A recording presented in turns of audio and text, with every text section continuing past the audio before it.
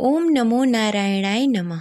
आप सभी को साल 2024 के पहले बृहस्पतिवार की हार्दिक शुभकामनाएं।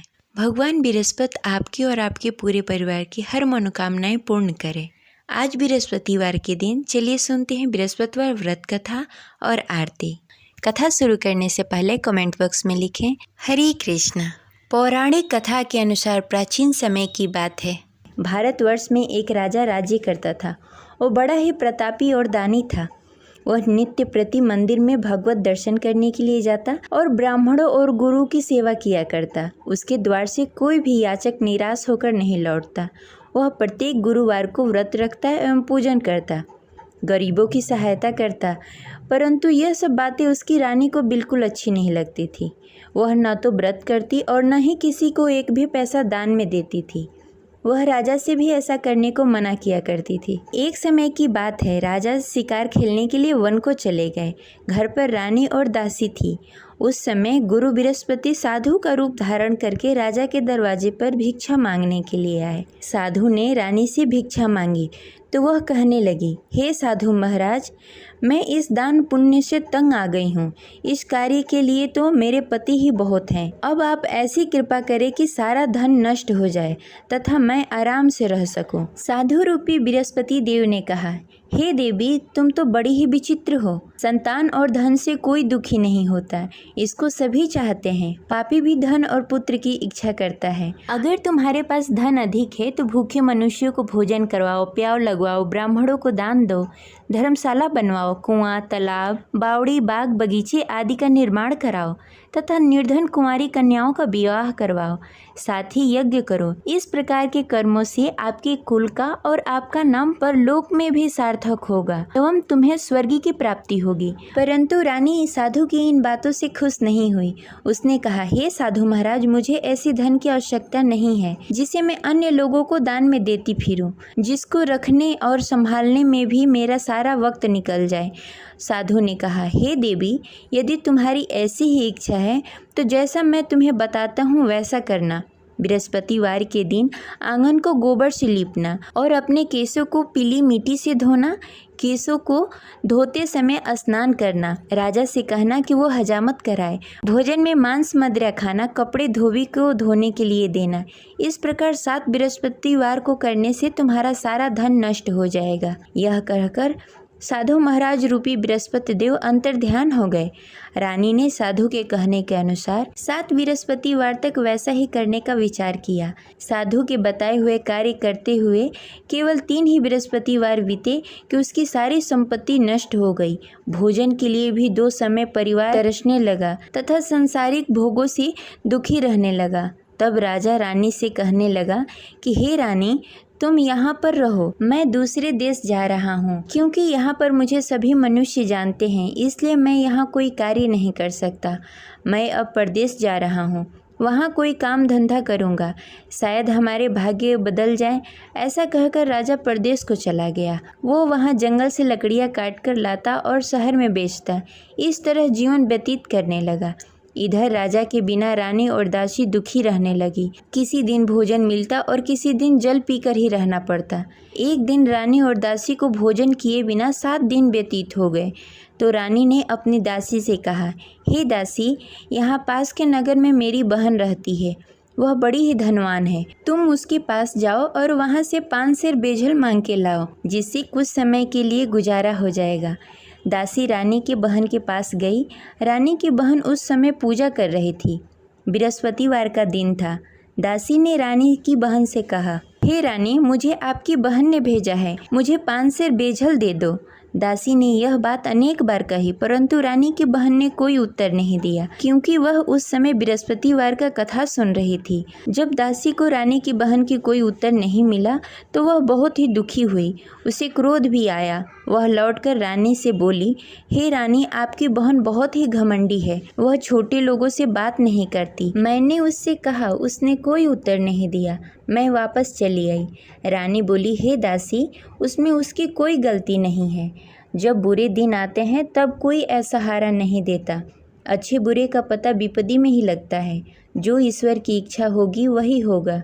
यह सब हमारे भाग्य का दोष है। उधर रानी की बहन ने सोचा कि मेरी बहन की दासी आई हुई थी, परंतु मैं उससे नहीं बोली, इससे वो बहुत दुखी हुई होगी। अतः कथा सुन बृहस्पति भगवान का पूजन समाप्त करके अपनी बहन के घर गई और कहने लगी, हे बहन, मैं बृहस्पतिवार का व्रत कर रही थी, तुम्हारी दासी हमारे घर आई थी, परंतु जब तक हम कथा सुनते हैं तब तक हम लोग न उठते हैं और न किसी से बातें करते हैं, इसलिए मैं नहीं बोली। कहो दासी क्यों गई थी? रानी बोली, बहन, हमारे घर अनाज नहीं था। वैसे तुमसे कोई बात छिपी नहीं है, इस कारण मैंने दासी को तुम्हारे पास 5 सर बेझल के लिए भेजा था। रानी की बहन बोली, बहन देखो, बृहस्पति भगवान सबकी मनोकामनाएं पूर्ण करते हैं, देखो शायद तुम्हारे घर में कहीं अनाज रखा हो।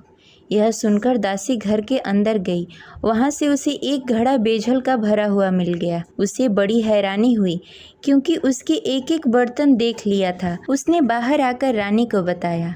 दासी अपने रानी से कहने लगी, हे रानी, देखो, वैसे हमको जब अन्न नहीं मिलता तो हम रोज ही व्रत करते। अगर इनसे इस व्रत की विधि और कथा पूछ ली जाए तो हम भी इस व्रत को किया करेंगे। दासी के कहने पर रानी ने अपनी बहन से बृहस्पतिवार के व्रत के बारे में पूछा। उसकी बहन ने बताया, हे रानी बहन, बृहस्पतिवार को सूर्योदय से पूर्व उठकर स्नान आदि से निवृत्त होकर बृहस्पतिवार का व्रत करना चाहिए, लेकिन उस दिन सिर नहीं धोना चाहिए। बृहस्पतिवार के व्रत में चने की दाल और मुनक्के से विष्णु भगवान और केले के वृक्ष की जड़ की पूजन करनी चाहिए तथा दीपक जलाएं। उस दिन एक ही समय भोजन करें। भोजन पीले खाद्य पदार्थ का करें तथा कथा सुनें। इस प्रकार करने से गुरु भगवान प्रसन्न होते हैं और अन्न पुत्र धन देते हैं। इस प्रकार व्रत और पूजन की विधि बताकर रानी की बहन अपने घर को लौट गई। रानी और दासी दोनों ने ही निश्चय किया कि वे बृहस्पति भगवान का पूजन जरूर करेंगी। 7 दिन बाद जब बृहस्पतिवार आया तो दोनों ने व्रत रखा। घुड़सार में जाकर चना और गुड़ बीन लाई तथा उसकी दाल से केले की जड़ में विष्णु भगवान का पूजन किया। अब भोजन कहाँ से आए? दोनों बड़ी ही दुखी हुई, परंतु उन्होंने व्रत किया था, इस कारण बृहस्पति देव भगवान प्रसन्न थे। वे एक साधारण व्यक्ति के रूप में 2 थालों में सुंदर पीला भोजन लेकर आए और दासी को देकर बोले, हे दासी, यह भोजन तुम्हारे और रानी के लिए है, तुम दोनों करना। दासी भोजन पाकर बड़ी ही प्रसन्न हुई और रानी से बोली, रानी जी, भोजन कर लो। रानी को भोजन आने के बारे में कुछ पता नहीं था, इसलिए वह दासी से बोली, जा तू ही भोजन कर ले, क्योंकि तू हमारी व्यर्थ में हंसी उड़ाती है। दासी बोली, एक व्यक्ति अभी भोजन देकर गए हैं। रानी कहने लगी, वह भोजन तेरे लिए दे गए होंगे, तू ही भोजन कर ले। दासी ने कहा, वह व्यक्ति हम दोनों के लिए भोजन की थाली लेकर आए हैं, इसलिए मैं और आप दोनों ही साथ भोजन करेंगी। फिर दोनों ने गुरु भगवान का नमस्कार किया और भोजन प्रारंभ किया। उसके बाद से वे प्रत्येक बृहस्पतिवार को गुरु भगवान का व्रत और पूजन करने लगी। बृहस्पति भगवान की कृपा से उसके पास धन हो गया, परंतु रानी फिर पहले की तरह आलस्य करने लगी। तब दासी बोली, देखो रानी, तुम पहले भी इस प्रकार का आलस करती थी। तुम्हें धन को रखने में कष्ट होता था, इस कारण सभी धन नष्ट हो गए। अब गुरु भगवान की कृपा से धन मिला है तो फिर तुम्हें आलस्य होता है। बड़ी मुसीबतों के बाद हमने यह धन पाया है, इसलिए हमें दान पुण्य करना चाहिए। तुम भूखे मनुष्यों को भोजन कराओ, प्याव लगवाओ, ब्राह्मणों को दान दो, कुआं, तालाब, बावड़ी आदि का निर्माण कराओ, मंदिर पाठशाला बनवाओ, दान दो, कुंवारी कन्याओं का विवाह करवाओ। धन को शुभ कार्यों में खर्च करो, जिससे तुम्हारे कुल और यश बढ़े तथा स्वर्ग की प्राप्ति हो और पितृ प्रसन्न हो। दासी की इन बातों को मानकर रानी ने इसी प्रकार का कार्य करना प्रारंभ कर दिया, जिससे उसका काफ़ी यश फैलने लगा। एक दिन रानी और दासी आपस में विचार करने लगी, न जाने राजा किस दशा में होंगे, उनकी कोई खोज खबर नहीं है। गुरु भगवान से उन्होंने प्रार्थना की और भगवान ने रात्रि में राजा को स्वप्न में कहा, हे राजा, उठ, तेरी रानी तुझे याद करती है, अब अपने देश को लौट जा। राजा प्रातःकाल उठकर जंगल से लकड़ियाँ काटकर लाने के लिए जंगल की ओर चल पड़ा। जंगल में गुजरते हुए वह सोचने लगा, रानी की गलती से कितने दुख भोगने पड़े। राजपाट छोड़कर जंगल में आकर रहना पड़ा। जंगल में लकड़ियां काटकर उन्हें बेचकर गुजारा करना पड़ा। उसी समय उस जंगल में बृहस्पति देव साधु के रूप में प्रकट हुए और राजा से पूछने लगे, हे लकड़हारे, तू इस सुनसान जंगल में किस चिंता में बैठा है? मुझे बताओ। यह सुनकर राजा के नेत्रों में जल भर आया और साधु की वंदना कर बोला, हे प्रभु, आप सब कुछ जानते हैं। इतना कहकर राजा ने साधु को अपनी संपूर्ण कहानी सुनाई। महात्मा तो स्वभाव से ही दयालु होते हैं। वे राजा से बोले, हे राजा, तुम्हारी रानी ने बृहस्पति देव के प्रति अपराध किया था, जिसके कारण तुम्हारी यह दशा हुई। अब तुम किसी प्रकार की चिंता मत करो, भगवान तुम्हें पहले से भी अधिक धन देंगे। देखो, तुम्हारी पत्नी ने बृहस्पतिवार का व्रत करना प्रारंभ कर दिया है। अब तुम भी बृहस्पतिवार के दिन व्रत रखो। चने की दाल और गुड़ जल के लोटे में डालकर केले के पत्ते में विष्णु भगवान का पूजन करो। फिर कथा कहो या सुनो, भगवान तुम्हारी सब मनोकामनाएं पूर्ण करेंगे। साधु को प्रसन्न देखकर राजा बोला, हे प्रभु, मुझे लकड़ी बेचकर इतना पैसा भी नहीं बचता जिससे भोजन करने के उपरांत कुछ बचा सकूं। मैंने रात्रि में अपनी रानी को व्याकुल देखा। मेरे पास कोई साधन नहीं जिससे समाचार जान सकूं। फिर मैं बृहस्पतिवार की कौन सी कहानी कहूँ या सुनूं? मुझको तो कुछ भी मालूम नहीं है। साधु ने कहा, हे राजा, तुम किसी बात की चिंता मत करो। बृहस्पतिवार के दिन तुम रोजाना की तरह लकड़ियाँ लेकर शहर जाओ। तुम्हें रोज से दुगना धन प्राप्त होगा, जिससे तुम भली भांति भोजन कर लोगे तथा बृहस्पति देव की पूजा सामग्री भी लेकर आओगे। बृहस्पति देव की कथा इस प्रकार है। प्राचीन काल में एक बहुत ही निर्धन ब्राह्मण था। उसके घर में कोई संतान नहीं थी। वह नित्य प्रति पूजा पाठ करता, परंतु उसकी स्त्री बहुत ही मलिनता के साथ रहती। वह न स्नान करती, न ही किसी देवता का पूजन करती। प्रातःकाल उठते ही सर्वप्रथम भोजन करती, बाद में कोई अन्य कार्य करती। ब्राह्मण देवता बहुत ही दुखी रहते थे। पत्नी को बहुत समझाते, किंतु उसका कोई परिणाम नहीं निकलता। भगवान की अनुकंपा से एक समय ब्राह्मण की पत्नी गर्भवती हुई और 10वें महीने एक सुंदर कन्या को जन्म दिया। निर्धन ब्राह्मण कन्या के जन्म से बहुत दुखी हुआ। धीरे धीरे ब्राह्मण की कन्या बड़ी होने लगी। बचपन से ही उस कन्या की रुचि भगवान विष्णु की पूजा में थी। वह प्रातः उठती, स्नान ध्यान करती, उसके बाद भगवान विष्णु की पूजा करती और मंदिर में जाती। बृहस्पतिवार को व्रत करके विधि विधान पूर्वक पूजा पाठ करती। पूजा पाठ के बाद वह पढ़ने के लिए पाठशाला जाती। घर से चलते समय वह मुट्ठी भर जौ साथ में लेकर जाती और पाठशाला के रास्ते में थोड़ी थोड़ी जौ गिराते जाती। जब पाठशाला से लौटकर आती, जौ के दाने सोने में बदल जाते। लड़की सभी सोने के दाने बीन लाती। एक दिन जब वह सोने के दानों को साफ कर रही थी, तो उसकी माँ ने कहा, बेटी, सोने के दाने साफ करने के लिए सोने का सूप भी होना चाहिए। अगले दिन बृहस्पतिवार था। उसने भगवान बृहस्पति देव की पूजा करते हुए प्रार्थना की, हे भगवान, यदि मैंने आपका व्रत विधि विधान से किया हो तो मुझे सोने का सूप दे दो। भगवान बृहस्पति देव ने उसकी मनोकामना पूरी करने का वचन दिया। पाठशाला से लौटते समय उसने रास्ते में सोने का सूप पड़ा हुआ मिला। घर लौटकर सोने का सूप अपनी माँ को दिखाकर वह सोने के दाने साफ करने लगी। उसी समय नगर का राजकुमार उसके घर के पास से गुजर रहा था। उस सुंदर लड़की को सोने के सूप में जौ साफ करते देख राजकुमार उस पर मोहित हो गया। राजकुमार ने अपने पिता से उस लड़की से विवाह करने की इच्छा प्रकट की। तो राजा ने ब्राह्मण को महल में बुलाकर राजकुमार से उसकी लड़की के विवाह की बात कही। ब्राह्मण तैयार हो गया। धूमधाम से उस लड़की का विवाह राजकुमार से हो गया। दुल्हन बनकर ब्राह्मण की लड़की महल में चली गई। लड़की के चले जाने से ब्राह्मण फिर से निर्धन हो गया। उसे कई कई दिनों तक बिना भोजन के रहना पड़ा। बहुत दुखी होकर ब्राह्मण एक दिन अपने लड़की के पास गया। अपने पिता से निर्धनता का समाचार सुनकर उसे बहुत सारा धन देकर पिता को विदा किया। उस धन से ब्राह्मण का कुछ दिनों तक आराम से गुजारा हुआ, लेकिन जल्द ही फिर भूखों मरने की हालत हो गई। ब्राह्मण अपनी लड़की से धन लेने के लिए फिर महल में पहुंचा। लड़की ने पिता की बुरी हालत देखकर कहा, पिताजी, आखिर आप कब तक मुझसे धन लेकर जीवन व्यतीत करेंगे? आप कोई ऐसा उपाय क्यों नहीं करते जिससे आपका घर धन धान से भर जाए? ब्राह्मण ने कहा, मैंने तेरी माँ को बहुत समझाने की कोशिश की, पर उसकी समझ में कुछ नहीं आता। उसकी फुहड़ता नष्ट हो तब तो घर की निर्धनता दूर हो। तब कुछ सोचकर लड़की ने पिता से कहा, पिताजी, आप कुछ दिनों के लिए माँ को मेरे पास छोड़ जाओ। तब कुछ सोचकर ब्राह्मण ने पत्नी को लड़की के पास महल में छोड़ दिया। लड़की ने अपनी माँ से कहा, माँ, तुम कल प्रातः उठकर स्नान आदि करके भगवान विष्णु की पूजा करना। पूजा करने से तुम्हारी निर्धनता अवश्य दूर हो जाएगी। लेकिन उसकी माँ ने उसकी कोई बात नहीं मानी।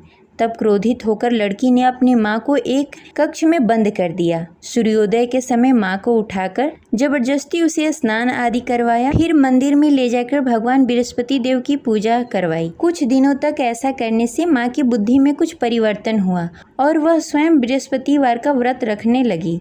उसके व्रत करने से ब्राह्मण के घर की निर्धनता दूर हो गई और भगवान विष्णु की अनुकंपा हुई और दोनों पति पत्नी धन संपत्ति पाकर आनंद पूर्वक जीवन व्यतीत करते हुए विष्णु धाम को चले गए। लकड़हारा बने राजा ने उस साधु से भगवान विष्णु देव की यह कथा सुनकर बृहस्पतिवार का व्रत करना शुरू कर दिया और भगवान विष्णु की पूजा करने लगा।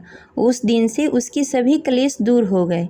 लेकिन अगले बृहस्पतिवार को कामकाज में अधिक व्यस्त होने के कारण उसने भगवान बृहस्पति देव का व्रत नहीं किया।